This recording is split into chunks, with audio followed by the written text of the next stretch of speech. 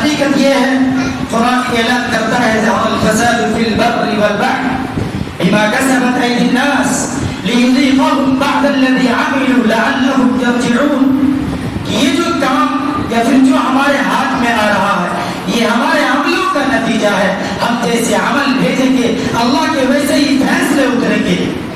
حقیقت یہ ہے کہ جب پیچھے کے اوراق کو پلٹ کر دیکھا جاتا ہے تو ہمارے اسلاف میں اکابرین میں ان کے بعد والوں میں جب دیکھتے ہیں تو ان کی حالت یہ تھی وہ چونکہ تو بڑھتے چلے جاتے تھے مٹی کو چھوتے تھے سونا بن جاتا تھا اور جاتے ہی جاتے تھے. فتوحات ان کے ساتھ نہ آتے جاتے تھے. فتوحات کا دروازہ کھلتے جاتا تھا.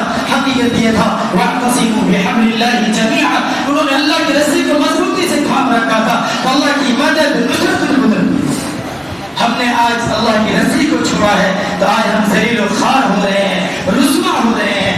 آج ہمیں اس بات کا بچوں کے پروگرام سے بھی اور دیگر جگہ کے پروگرام میں تمام سے یہی سندیش ملتا ہے الجماعت رحمت والفرقت عذاب کہ جماعت میں اللہ کی رحمت ہے. ید اللہ علی الجماعت ایک ہو جائیں نیک ہو جائیں. یقین بات ہے کہ اللہ کی رحمت اللہ کی نصرت اترے گی.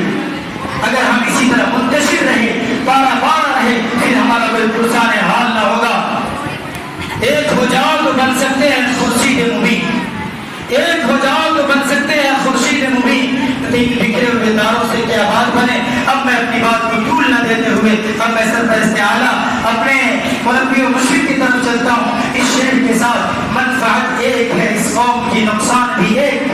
منفعت ایک ہے اس قوم کی نقصان بھی ایک. ایک ہی سب کا نبی دی بھی ایمان بھی ایک. حرم پاک بھی اللہ بھی قرآن بھی ایک. حرم پاک بھی اللہ بھی قرآن بھی ایک. کیا کچھ بڑی بات تھی ہوتے جو مسلمان بھی ایک. اب میں بڑے ادب کے ساتھ حضرت والا سے درخواست کرتا ہوں کہ ہم طلبہ کے لیے ناصح کلمات ادا فرما دیں تاکہ ہمارے لیے ہمارے مستقبل کے لیے وہ مسئلے راہ بنے اور میں اسی بات کے تحت اپنی مستقبل کو طے کروں. میں اب میں بڑے ادب کے ساتھ حضرت مولانا مبارک صاحب دامت برکاتہم العالیہ سے درخواست کرتا ہوں کہ حضرت تشریف لائیں.